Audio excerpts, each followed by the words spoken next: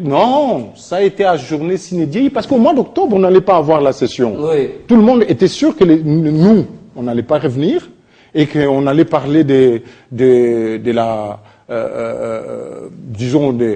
budget qu'en 2011 avec le nouveau gouverneur.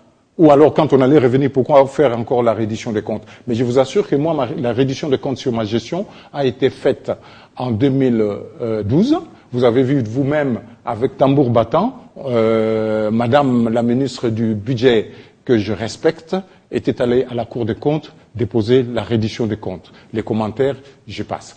Simplement, je voudrais dire ceci. Nous ne devons pas confondre nos intérêts et ceux de la République. La province du Bas-Congo a droit à ses députés parce que cette décision de la conférence des gouverneurs est nulle et de nul effet. Mardi prochain, je pense qu'il y aura plénière et moi j'irai à la... Parce que, ce sera du désordre. Pourquoi ce sera du désordre? Parce que je crois que les services de l'ordre ne vous feront pas entrer. Votre groupe, vous n'allez pas entrer. Pourquoi ne pas saisir alors la Cour constitutionnelle et le ministre de l'Intérieur? Est-ce qu'il est informé de cette décision? Vous voyez, vous tombez même dans le piège. Le piège, c'est quoi? Si nous allons à la Cour constitutionnelle, peu importe là où nous allons, ils vont s'arranger.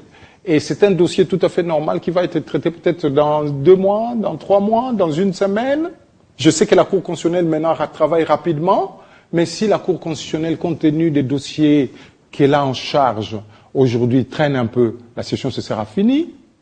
Et puis, si aujourd'hui on dissout l'Assemblée provinciale, parce qu'il y a beaucoup de gens qui disent mais maintenant on peut dissoudre l'Assemblée provinciale du Bas-Congo, mais ce sera cause gagnée pour ceux qui ont fait cette opération. Ça va signifier simplement qu'il n'y aura pas reddition de compte. Mais votre démarche, au regard de ce que vous venez de dire, c'est quoi la démarche du groupe alors? Non, je crois que j'en appelle aujourd'hui au président Obeminaku, non seulement comme président de l'Assemblée, mais aussi et surtout comme secrétaire général de la majorité présidentielle.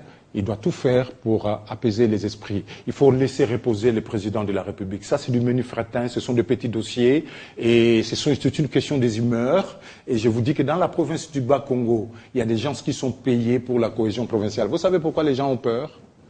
Parce que, et je vais terminer par là, quand vous regardez... Non, vous n'avez pas terminé, j'ai des questions. Quand vous regardez ce qui est prévu dans le budget 2015, l'exemplaire que j'ai, les gouverneurs de la province du Bas-Congo gagnent 25 millions. Les vice-gouverneurs gagnent 20 millions. Les conseillers du gouverneur gagnent 7 500 000, alors qu'à mon époque, ils ne gagnaient que $1 500. Pourquoi autant d'argent? Ils savent que nous allons remettre tout cela en cause. Mais nous ne revenons pas pour ça. Pourquoi il y a une représentation, par exemple, qui est prévue? Kinshasa est ici à côté. Pourquoi la province du Bas-Congo a une représentation à Kinshasa? Pourquoi a-t-elle une représentation payée à $2 500 à Bruxelles, par exemple? Donc il y a un certain nombre de choses, des contrats. On voit tout le monde avec des jeeps dans la province du Bas-Congo. En regardant la décision, en analysant la décision de la conférence ou de la lecture de cette décision de la conférence de présidents, le rapporteur a dit que cette décision s'appuierait sur la loi du 20 janvier 2011, relatif également à la libre administration des provinces. Les provinces sont libres. Il y a une petite... Non, la libre administration, je vous ai toujours dit que je ne voudrais pas que le gouverneur, dans toute la République, représente l'État. Parce que si on avait le préfet ou le représentant de l'État dans la province, qui serait autre que le gouverneur, il aurait dit à l'Assemblée nationale, à l'Assemblée provinciale, mettez une sourdine pour ça, parce que c'est anticonstitutionnel. Monsieur le gouverneur, veuillez ne pas interférer dans les affaires de l'Assemblée provinciale. Pourquoi je suis en train de citer d'ailleurs celui qui dirige aujourd'hui la province du Bas-Congo? Simplement parce qu'il y a des documents même, où il avait préparé des documents pour nous empêcher de revenir.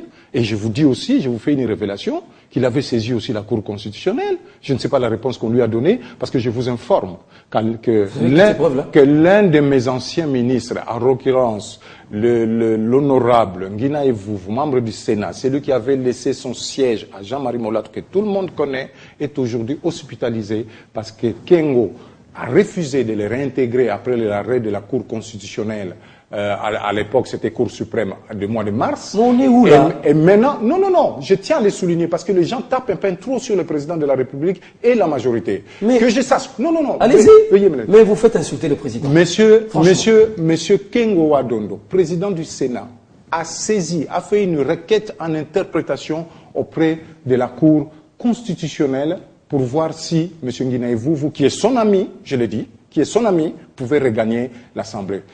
Alors que M. Kengo, avec le niveau qu'il a, lui, le plus grand procureur de la République que ce pays est l'un des plus grands procureurs de la République que ce pays ait eu, j'espère que je conjugue bien mes verbes, va saisir la Cour constitutionnelle, alors que les arrêts de la Cour constitutionnelle ne peuvent faire l'objet d'aucun recours. Donc je vous dis simplement que cet arrêt-là, il a reçu comme réponse recevable, mais non fondée. Je ne sais pas. Vous comprenez? Donc, c'est pour vous dire que quand on pense que les gens qui ne respectent pas la Constitution ou qui sont susceptibles de ne pas respecter la Constitution sont dans la majorité, ceux qui le disent parfois, ils ont une poutre à la place d'un bout de papier. Alors là, ça me donne l'occasion de poser la question de savoir, est-ce que vous avez des très bonnes relations avec l'actuel gouverneur du Congo central? Vous avez de bonnes relations? Vous avez des problèmes? Je ne comprends plus rien. Vous savez, je suis aujourd'hui, quand je vous dis que je suis choqué, vous savez pourquoi? Pourquoi? J'ai subi un acharnement et je suis harcelé depuis que j'ai quitté mon siège. Si vous me voyez aujourd'hui en parler, parce que j'en ai marre, je suis excédé. En République démocratique du Congo, on ne parle pas comme ça. Parce que, vous savez, dans notre province, même les hommes en soutane, certains d'entre eux refusent de vous rencontrer. Pourquoi? Ils auront des problèmes. Comment ça? Et je ne parle pas je vous parle sérieusement. Quand je vais dans des manifestations, on coupe les courants. J'ai des preuves, je peux vous apporter le DVD. Avant que je regagne l'Assemblée, on a coupé les courants. Un ancien gouverneur, et de surcroît, élu de Matadi. Quand je rencontre des gens, ils sont interpellés. Je peux vous citer le nombre de journalistes qui ont quitté leur poste. J'espère que ce ne sera pas votre cas, après m'avoir reçu. Vous savez pourquoi on m'a donné le nom d'un Koussou? On avait donné ça à mon père parce qu'il dira toujours la vérité. Un jour, il sera chef. À l'époque, il est né en 1933. Bonjour, papa, là où tu es. Et mon père a été chef de secteur et député national. Mais en regardant le gouverneur depuis qu'il est à la tête de la province, on a comme l'impression que la province bouge. Hein, infrastructure, des lots. Récemment, nous avons... Les ETD n'ont pas reçu leur rétrocession depuis 27 mois. Si ce que je dis est faux, je me pends sur la passerelle de la première rue.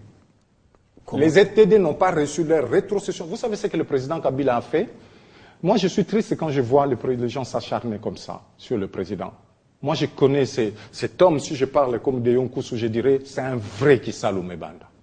C'est un vrai Kisalo. Moi, j'ai déjà entendu le président m'a appelé à l'époque, quand j'étais encore là, me dire, monsieur le vice-gouverneur, est-ce que le ministre Kachossi vous a dit ce que je veux faire? Azoukane la Moussala, comme on dit. Parce qu'il a soif de travailler. Aujourd'hui, pourquoi j'ai pris cet exemple?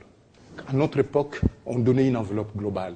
Aujourd'hui, depuis la conférence des gouverneurs... Vous ne recevez plus vos émoluments? Non, des Kananga. Le président de la République a donné à chaque province une enveloppe à part. Le Bas-Congo, pour le mois de mai, a reçu 422 millions qu'on devait donner aux ETD. Malheureusement, dans le Bas-Congo, ça part de l'OD, parce que vous ne connaissez pas, ça part de l'OD provincial, ça descend chez les comptables du gouverneur, ça ne s'appelle pas bien. Et dans une prochaine émission, par exemple, vous pouvez nous emmener toutes ces preuves qui démontrent aujourd'hui que les ETD n'ont pas reçu leur rétrocession. Mais l'honorable Poto, comme l'Assemblée provinciale était fermée, avait porté plainte contre l'OD provincial, l'ordonnateur délégué de la province, et les comptables du gouverneur. Ça se trouve chez le procureur général à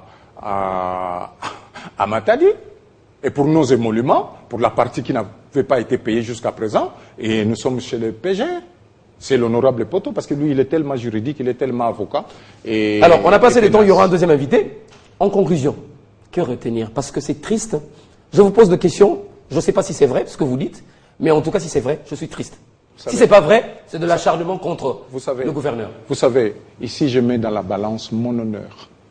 Je ne peux pas avancer des choses si je n'ai pas la réalité. Quand je vous dis 27 mois, les ETD n'ont rien reçu.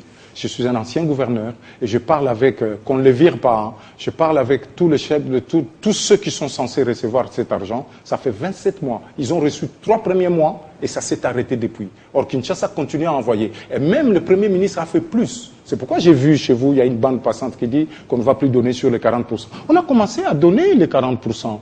Le Bas Congo a reçu au mois de mai, je crois, 2 milliards. Je crois que c'est avec ça qu'on va construire l'Assemblée. On insulte le Premier ministre Matata Pogno qui n'envoyait pas des sous. Le gouvernorat, non. Le Premier ministre a fait du bon boulot, avec une approche qui était faire en sorte que le président de la République puisse réussir son deuxième quinquennat. Et vous savez, la difficulté que nous avons dans nos pays, c'est quoi? C'est que quand Obama devient président de la République, les routes et les consorts, ce n'est pas son problème. Mais chez nous, si vous ne vous occupez pas des routes, vous n'essayez pas de relier les provinces, maintenant qu'on en aura 26, ça signifie encore un peu plus de Kisalou, vous ne vous en sortez pas. Et c'est ce que le président de la République... Parce que les gens très souvent disent, et les routes, c'est la nourriture, pour faire en sorte que le Congo puisse être prospère en matière économique, il faut relier un point à un autre de la République. Merci beaucoup, nous avons fait le point avec vous. Alors, je crois qu'en ce moment ici, le président de l'Assemblée nationale vous a écouté,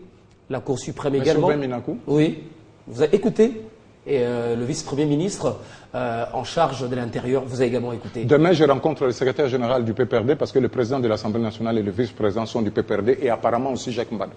Je vais le lui expliquer. Portez-vous bien, à très bientôt avec le même plaisir. Nous allons recevoir le deuxième invité. Il s'appelle Monsieur Blaise, le nom m'échappe, Monsieur Blaise Mpezo. Il est président de l'ONG Lutte contre l'hydroquinone. Il sera avec nous sur ce plateau pour parler de l'hydroquinone et ses conséquences.